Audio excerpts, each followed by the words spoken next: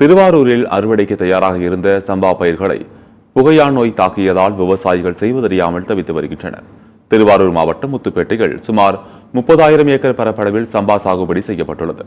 இந்த நிலையில் ஆலங்காடு, உப்பூர், கோவிலூர், கோபாலசமுத்திரம், உதயமார்த்தாண்டபுரம், தொண்டியங்காடு உள்ளிட்ட பகுதிகளில் விளைவிக்கப்பட்டிருந்த பயிர்களை புகையான் நோய் தாக்கியுள்ளது. அறுவடைக்கு தயாராக இருந்த சம்பா பயிர்களை புகையான் நோய் தாக்கியதால் விவசாயிகள் செய்வதறியாமல் தவித்து வருகின்றனர். பயிர்களுக்கு எந்த அளவுக்கு உரம் மற்றும் மருந்து கலவை தெளிக்க வேண்டும் என்பது குறித்து வேளாண்மைத்துறை அதிகாரிகள் முறையான விளக்கம் அளிக்கவில்லை எனவும் அவர்கள் குற்றம் சாட்டியுள்ளனர்.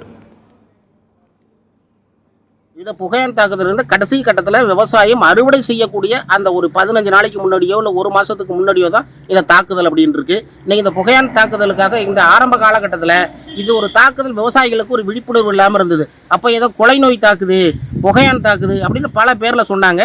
ஆனால் அது வராமல் தடுக்கிறதுக்கான சூழ்நிலை இந்த அரசாங்கமும் சொல்லலை.